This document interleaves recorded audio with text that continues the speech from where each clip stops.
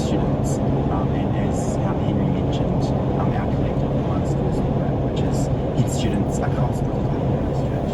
Our focus is on creating that positive culture and pushing for that positive culture, where students feel safe and comfortable to have those conversations. And I think that's a direction for the Ministry of Education and our principals to talk about. Good point. Finally, the sort of intimidation that was happening where students were actually taking a different route home. One student I saw got on a bus that made her journey, I think, an hour longer each day to and from school together to avoid being hassled and harassed. If those are students known to be high school students doing that harassing at bus stops or in certain places in town where people gather or can't avoid being or shouldn't have to avoid being, what do you believe the solution is to that? I think we've already talked about it. It's that culture shift, and it's that attitude.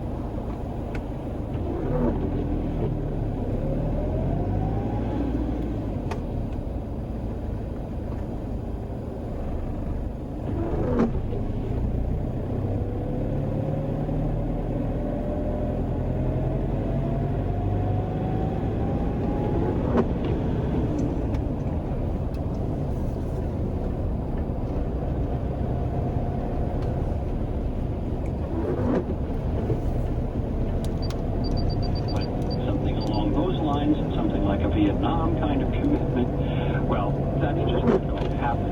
And shy of that, it's just not a country that is particularly susceptible to having outsiders, particularly people from a very different culture, tell them how to conduct their affairs. And just finally today, Ron, the fallout and the speculation around the Trump tax case. How convoluted is this case going to get, and who currently is under investigation?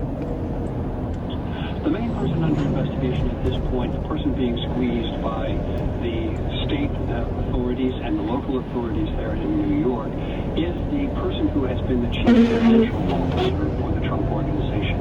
His name is Alan Weisselberg, and he has been the chief architect for the tax policy for the Trump organization at all levels. But this particular set of charges is coming from local and state officials in the state of New York.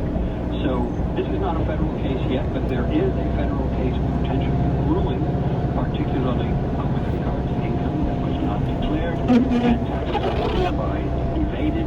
If they were evaded by this individual for his fringe benefits, as they're called, very extensive fringe benefits, $1.7 million, then one could say by extension that Donald Trump himself and his children were following exactly the same sort of strategy. Perhaps they could be in the dock as well. How long is this going to run for? 12 months for certain, and probably for a year or 2 or 3, and we could even see it go for longer. Tax cases can take a very long time to adjudicate. This is a criminal case. There could also be civil suits as well, and this is probably going to dog the former president for some while, overclouding his political future, if he wants to have a political future, run for office again, and his legal status if the cases go against him. Thank you very much, as always. Ron Elvin is Senior Editor and Correspondent at Washington Desk for NPR News. In the next hour, Giles Minton's our guest. He's written 11 historical narrative books and 3 novels. His latest work on real history, actual happenings, is Checkmate in Berlin, the Cold War showdown that shaped the modern world.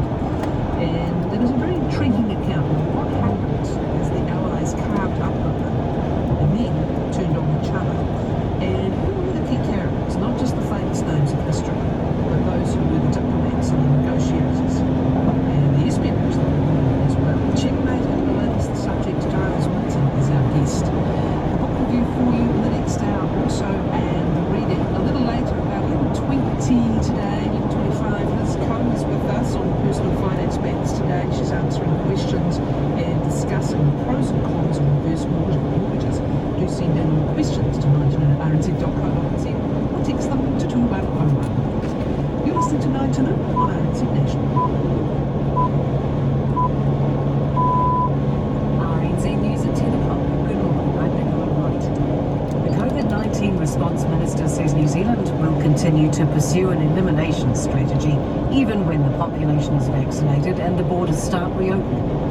The British Prime Minister Boris Johnson has announced plans to lift most legal restrictions in England this month, ending limits on social gatherings and mandates to wear masks. But he also warned cases will continue to rise and there would be more deaths from COVID-19. Chris Hipkins says that's not an approach he would take, and New Zealand will continue to try to keep COVID-19 out for some time yet. Meanwhile, the World Health Organization is warning against nations lifting COVID-19 restrictions too early. The top epidemiologist at the WHO, Mike Ryan, says Boris Johnson's decision is emblematic of a wider problem. We would like to get back to normal, but the normal we're getting back to where everyone thinks that we can just go back to just doing everything as we've done before, I think this has been very premature. I think overall we've made a very premature rush back to full normality. And I think we're going to pay a price for that because we're not there with vaccination. The variants are really there. The Nurses Union is worried about the future of the profession if people continue to be lured to Australia by higher salaries and a better lifestyle. Queensland is trying to recruit New Zealand nurses, with newspaper ads extolling the benefits of working in the tropical state. The Nurses Organisation's Industrial Services Manager, Glenda Alexander, says nurses frustrated with their pay and conditions here could be tempted to cross the Tasman. It's not just our younger nurses that are being targeted, they're also looking for our experienced nurses, and that in itself is another problem in terms of the balance of knowledge and experience that we would keep here. Nurses in this country have just voted on whether to strike again. The results are due today. June has been the hottest on record, with the average temperature for the month 2 degrees above average. In the same month as a polar blast of snow and hailstorms, temperature records were broken at 24 places around the country. NIWA meteorologist Chris Brandolino says several factors are at play. So we had airflows from a warm place, ocean temperatures warmer than average. Then you throw in the background the aforementioned warming earth, climate change, and it adds up to a record warm month for the month of June. We always have weather extremes, be it extreme dryness, extreme wetness, extreme warmth, but with climate change, it makes those events more likely and also more extreme. Chris Brandolino says July is also looking to be warmer than past years. Napier residents and businesses say anxiety over safety on local streets is at an all-time high. Many in the central city say they feel threatened, intimidated and vulnerable. As Hawke's Bay reporter Tom Kitchen reports, the local MP's wife has been one such victim. Local MP Stuart Nash says Clive Square, a central spot in the CBD, has developed a sad reputation where drugs are used and deals are done. He says his wife was assaulted by a man who was taking drugs when she was out during the day with his 2 youngest children. The Labour MP says everyone's fully aware of the problem and little's being done about it. The City Council will introduce a beefed-up neighbourhood watch team to patrol the streets from next year. Similar teams have been successful in places like Hastings and Hamilton. Residents battling the proposed Dome Valley dump north of Auckland are appealing in the Environment Court. Last month, independent commissioners granted the dump a conditional resource consent. Iwi and community groups oppose it on cultural and environmental grounds. Michelle Carmichael from Fight the Tip Te Aki the Whenua hopes there will be a good outcome. Waste Management says the dump is needed to cater for Auckland's growth. Samoa's constitutional crisis over who will govern the country will return to the Supreme Court today, following a defiant statement by the head of state. The two are at odds over who has the power to determine when Parliament can be called. In a late-night address on Sunday, the head of state said the Supreme Court had no jurisdiction to set a deadline for Parliament to be convened. Tui Malia Li'ifano Va'aletoa Sualauvi II accused it of flagrant disregard and disrespect for his role. The court could today recognise the election-winning Fast Party as the new government. That's the news. This morning on First Up, from eating a rock to eating a sock, we looked at the wackiest pet insurance claims from 2020. There was a dog that ate a pufferfish while they're on the beach. There was another dog that ate an asthma inhaler. And as COVID-19 pounds Fiji, Suva's War Memorial Hospital's morgue is preparing for an influx of bodies. We are saying to people in Suva area is to don't keep the deceased in the morgue for more than 5 days. Yes, some people do. Join us for First Up. I'm Nathan Rowan. Back tomorrow from 5 a.m. on RNZ National. Back to Catherine Ryan next. First, though, the forecast from Met Service to midnight. Northland to Taranaki, including Coromandel, Bay of Plenty and the central high country. Mostly cloudy with isolated showers and then rain spreading from the west this evening. Gisborne and Hawke's Bay generally fine, high cloud. Wairarapa and Whanganui to Wellington get cloudier. There's rain for Kapiti in Wellington tonight and late showers in Wairarapa. Severe gale northerlies in exposed places. Nelson, Marlborough and Buller, a few showers turning to rain this afternoon, heavy at times, with the chance of thunderstorms for Buller and Western Nelson. Westland and Fiordland rain, sometimes heavy and could be thundery, easing to showers this evening. Snow to 400 metres in Fiordland tonight. Canterbury, high cloud, some heavy rain near the divide, spreading elsewhere this evening. Severe gale northwesterlies inland. Otago and Southland, outbreaks of rain, snow to 400 metres tonight. Chatham Islands cloudy and a few showers tonight. It's 6 minutes past 10 on RNZ National. News and weather again. Thanks very much, Nicola. Lots of feedback from you. I'll get to it probably later this hour or perhaps just after 11 this morning, but thank you for it from our first interviews this morning. Coming up a little later this hour, the Reading Hand-Me-Down World. It's the final today of Lloyd Jones' story at 11:15. And the book review, Joanna Ludbrook in to review.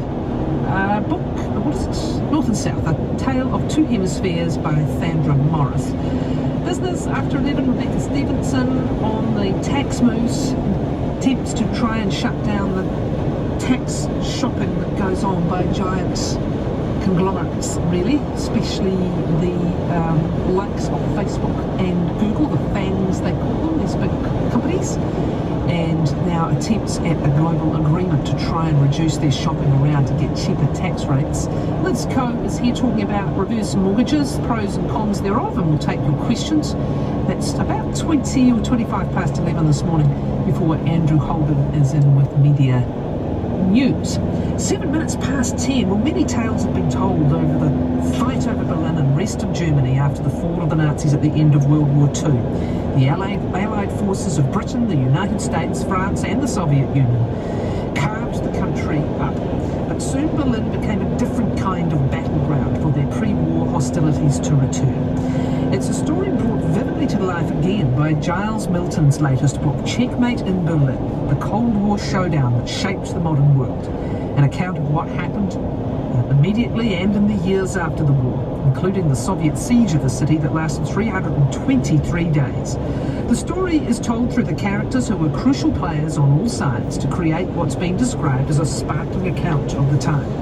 Giles Milton's the best-selling author of 11 historical narrative books and 3 novels, and is with us from rural Burgundy in France, where it must be very late. So thank you, Giles. You must be a night owl. Thank you. It's a pleasure to be with you. Sometimes we get lucky with Northern Hemisphere writers if they're night owls. The timing works brilliantly.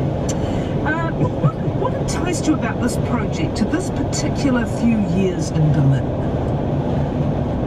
So, it's so many dozens and dozens of books get written about the Second World War every year. Yet almost nothing is written about this crucial post-war period in which the future not only of Europe, but the future of the world was decided.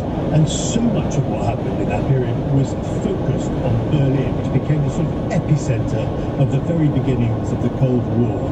And I wanted to tell this story through the 4 fabulous characters, the 4 commandants of the 4 sectors of Berlin, whose sort of personal relationships and their fallouts completely mirrored the geopolitical situation at the time. Just place us there. What had happened, as we said, the carving up of Berlin happened.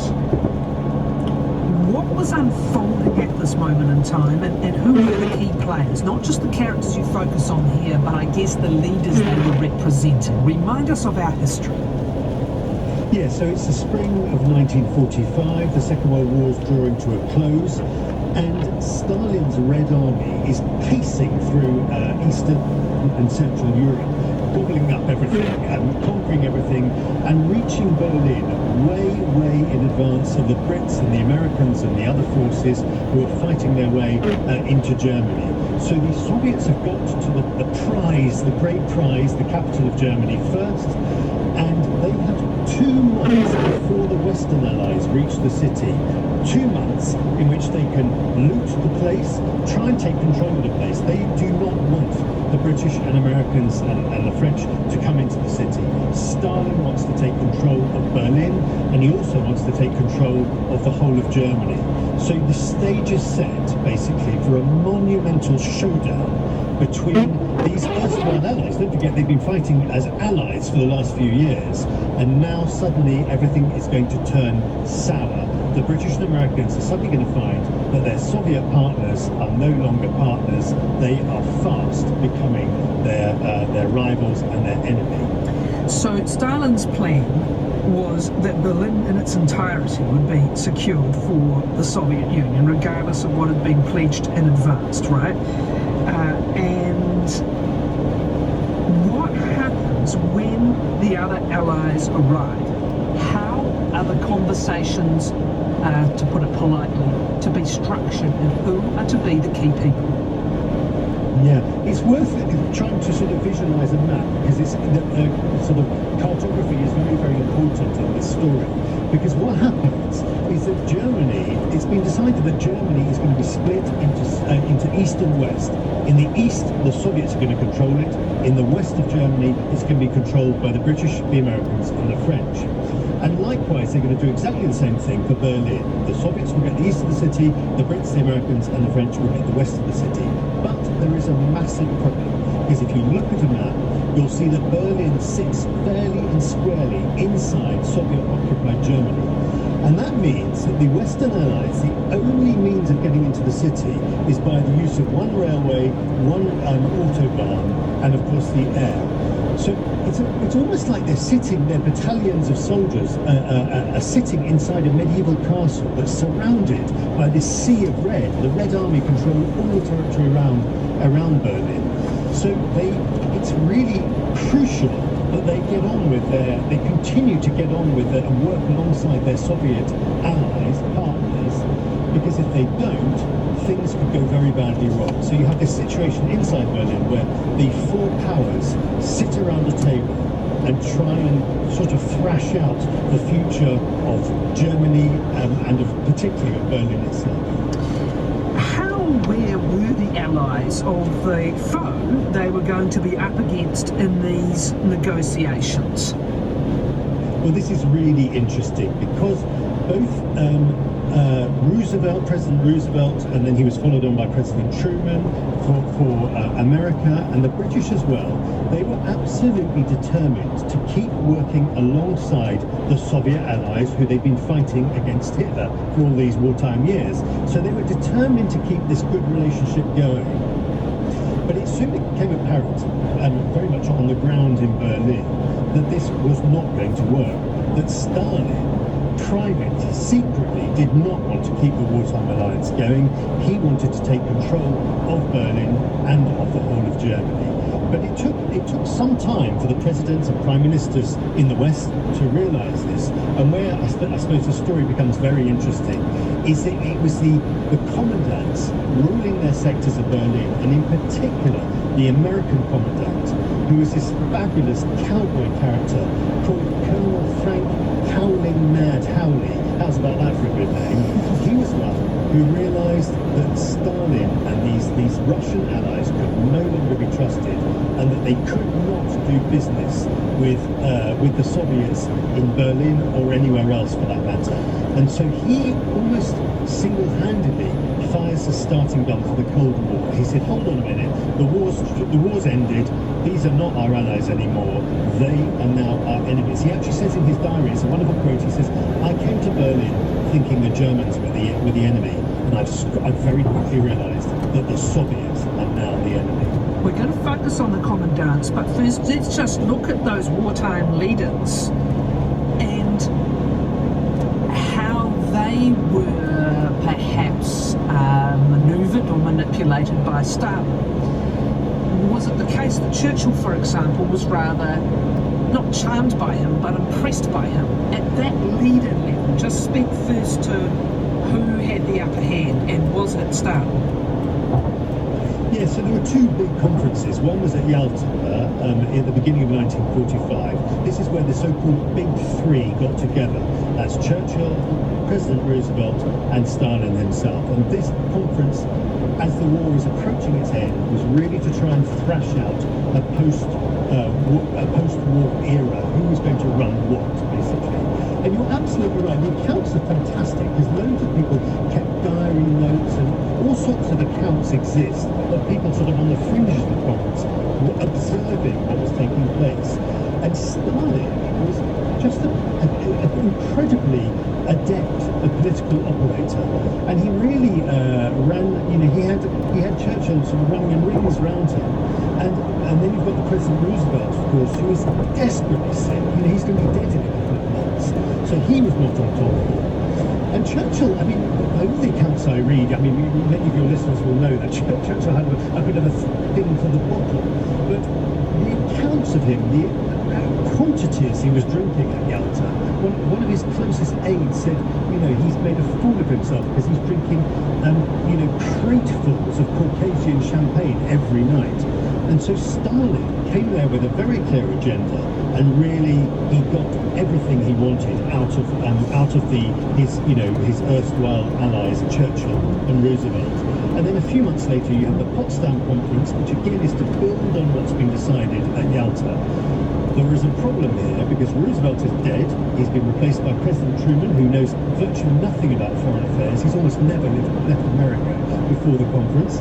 And then you have Churchill, who's been in the middle of an election campaign, which he's gone and lost. So you have a new government comes in. So halfway through this crucial conference, Churchill is out. He's sent back home by the British electorate, and you have the government of Clement Attlee coming in. So this is a real point of weakness for the Western Allies on both the American and British fronts, and a point of absolute strength for Stalin, who not only is totally in control of his own country, but don't forget his Red Army is now in control of almost all of Eastern and Central Europe, and it's almost like Stalin's already got everything he wanted. His army is already in possession of all the territories he so covets. Except for this, and this is one of those what-ifs of history, if he had turned in a military sense on his allies, do you believe he could have taken Berlin and therefore Germany in his own right? Would that have restarted a war? What do we make of the details we're about to get into, the fact this ended in negotiations and not in further warfare? Yeah, well, that's a sort of very interesting question, because what happened, of course, at the end of the war, very soon after victory had been declared in Europe, the Americans, particularly, but also the British, began to demobilise their soldiers very, very quickly. But Stalin did not do that.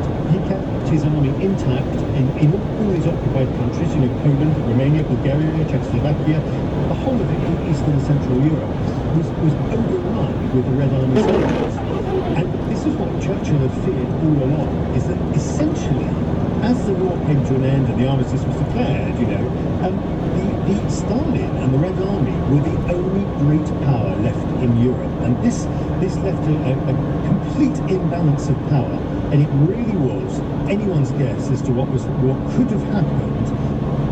And really, this is where all the events begin to coalesce on Berlin. Okay. What's going to happen in Berlin is going to shape everything.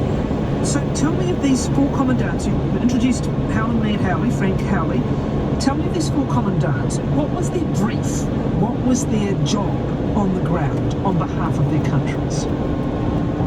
So, as I said, Berlin's been divided into four parts, and each part is going to be ruled by a commandant: American, British, French, and Soviet. And these commandants had almost unlimited power. It's quite extraordinary that they were given sort of the power, even of life and death, over the Berliners, who they were ostensibly looking after. And so they would rule their sectors, their individual sectors, and try and bring some sort of order to the absolute chaos that Berlin is in. Don't forget, this is a city in ruins. There's no gas, there's no electricity, there's no water supplies, there's no food, there's no functioning government. So they have to rule their own sectors individually, but they also have to run the city as a whole. And they meet in this body called the Kommandatura, slightly odd name. And this is where the American commandant, as I said, Frank Howling Mad Howley, will do business with his Soviet counterpart, General Alexander Kotikov, and his British counterpart, the rather wonderfully named Brigadier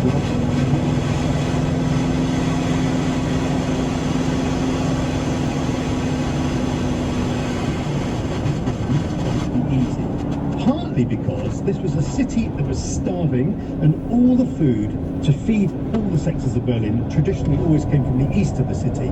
The east of the city was of course controlled by the Red Army, which meant that the Western Allies from day one were totally reliant on the Soviets for getting food into their districts of the city. Now, as long as they got on with the Soviets, this was all well and good.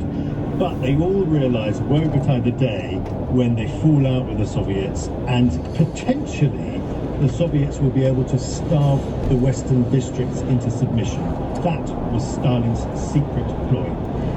You must, and it's very difficult reading, you must tell us more about just how gruesome this time was for the residents of Berlin. I mean, we're not only talking about the destruction of buildings, we're talking about water pipes being pulled from the walls, and also the unfortunately all too predictable crimes of war, the rape and the suppression of the people that it unhanded as well, the literal rape and suppression of the people. Just how bad were the conditions for the residents of Berlin during this time? Yeah, so when I was researching the book, I spent a lot of time in the archives looking up accounts of people who actually had the misfortune to be in the city, trapped in the city at the time. And it really was a terrible, desperate time for Berliners. So they, those who had survived the war, they were living in a city in absolute ruins. It had been destroyed by the British and American air forces, and then the Red Army had moved in and caused even greater damage. And then, of course, the Red Army came in, and it was a completely uncontrollable rabble. The soldiers got completely drunk, and they looted and they raped. For 2 months before the Americans and British arrived, they had free reign over the city. And the accounts, I mean, they really are harrowing reading to read some of the accounts of the women being abused at the hands of Soviet soldiers. But also the looting was on a scale that has never before been witnessed in history. Obviously, the Soviet Union had been destroyed by the Nazi armies, Hitler's armies rampaging across the Soviet Union. Stalin wanted his revenge, and he told his army to go in and loot absolutely everything. And now, I'm sure some of your listeners will have been to Berlin. They'll know the great museums. Berlin's museums house some of the greatest treasures of Western civilization. These were all systematically looted and taken back to Moscow. And and then also the Soviet army, of course, the Red Army moved into the western sectors before the Americans and British arrived, and stripped all the features of all their machinery. They literally took absolutely everything. So when the Western Allies arrived, there was just nothing left. But as you say, the ones who really suffered were the Berliners, who were living in appalling conditions with almost no food. I mean, many people were dying of starvation. I think it was 8 out of 10 of every newborn babies were dying of dysentery or disease. You mentioned that Stalin's ultimate game was literally to starve the West, but let's talk about the chess game that happened before that, and these characters involved that you've introduced us to. Who was outwitting whom, how, and when? Well, the great showdown really was between Frank Howling Mad Howley, the American commandant, and his Soviet opposite number, General Kotikov, who'd been sent there on Stalin's orders, and his orders were to try and take control of the whole of the city.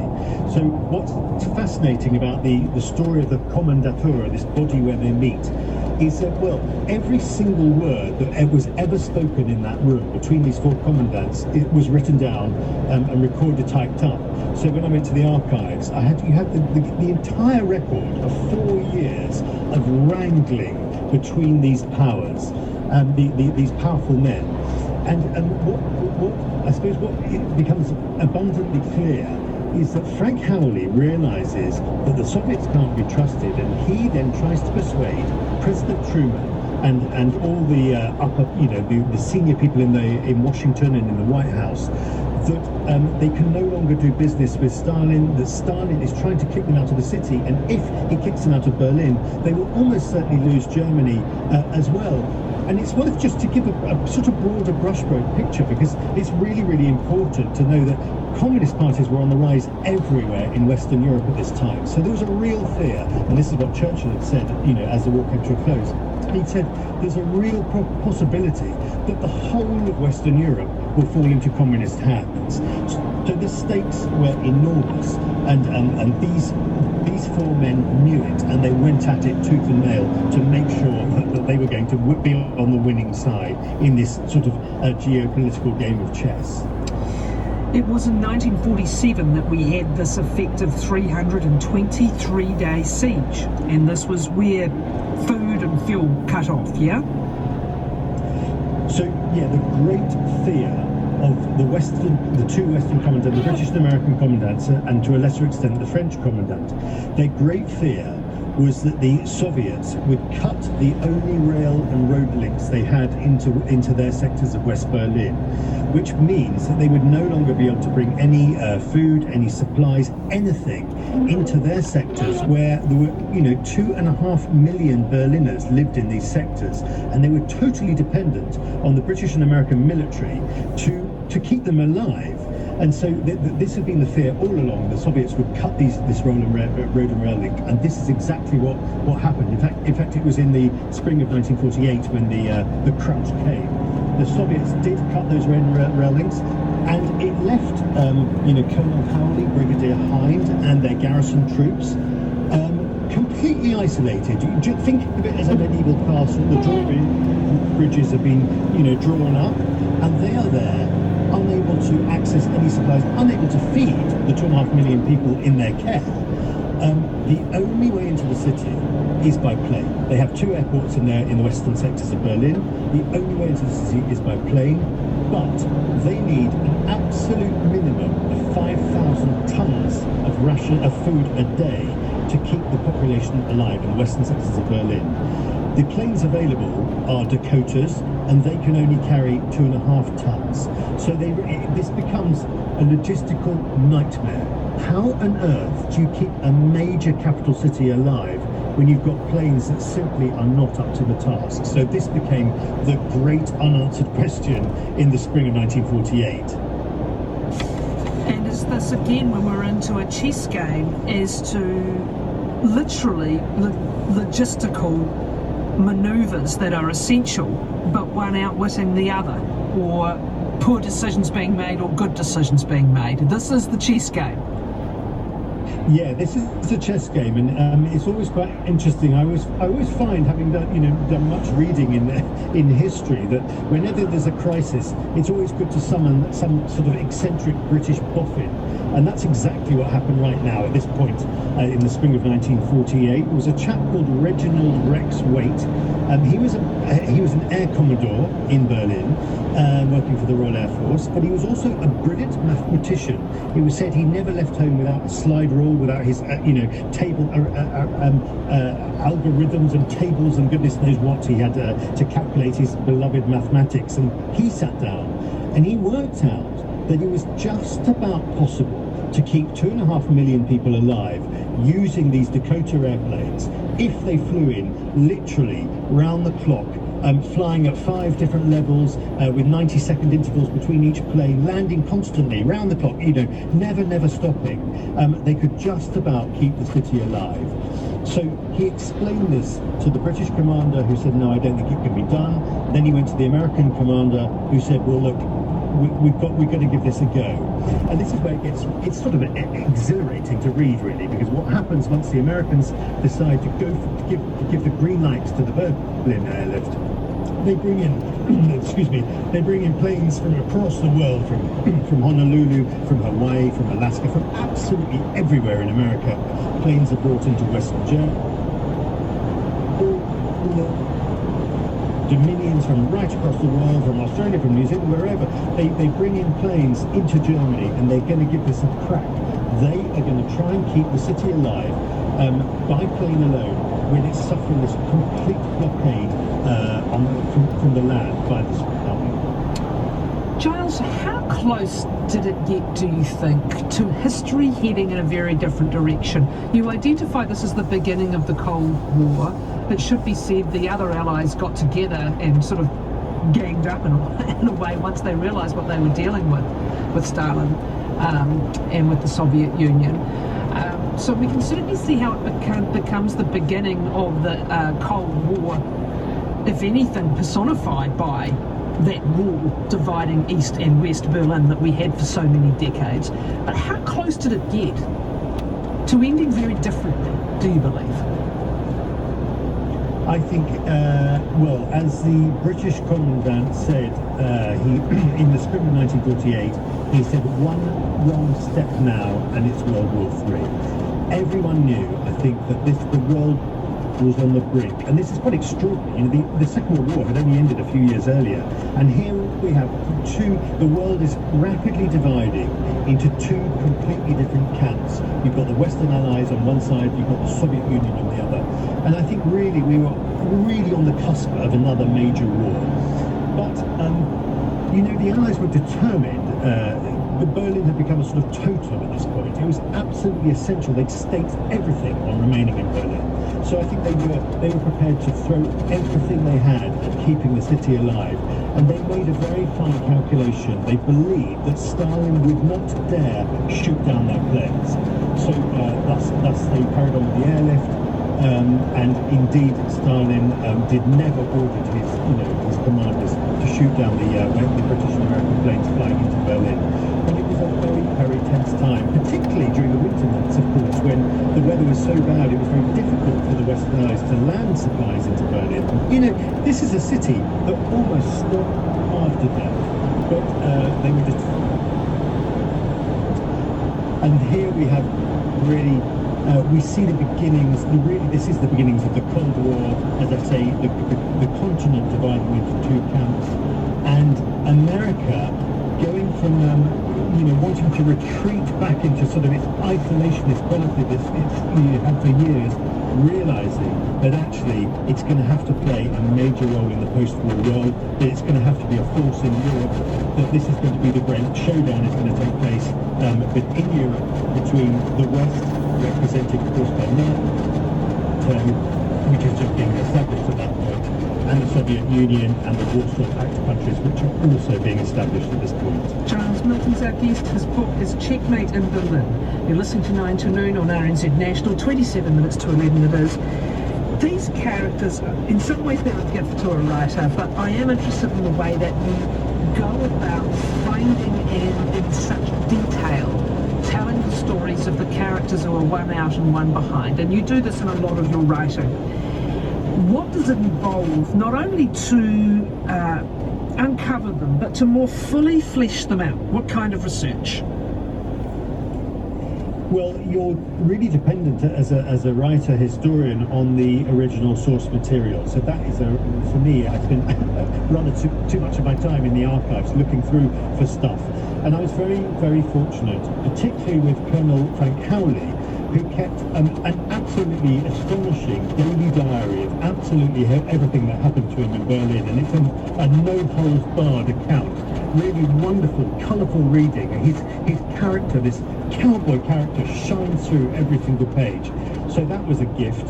And likewise, Brigadier Looney Hind, the British Commandant, he left less writing himself, but he had one of his right-hand men was recording absolutely everything that happened. So, you know, when you're writing this period and you want a really detailed account and you want to give all the flavour of everything that's taking place, and, you know, this was a city in ruins, it was a city of gangsters, of ex-Nazis, of prostitution, of looting. I wanted to get all that in, so I went into the archives and just literally read and tried to absorb as much material from those who were in the city at the time, and then to build a portrait of what it was like to be in Berlin in this sort of incredible post-war period. Well, it's a cracker, and thank you again for being up so late to tell us more. Thank you. Giles Milton. The book is Checkmate in Berlin, the Cold War showdown that shaped the modern world.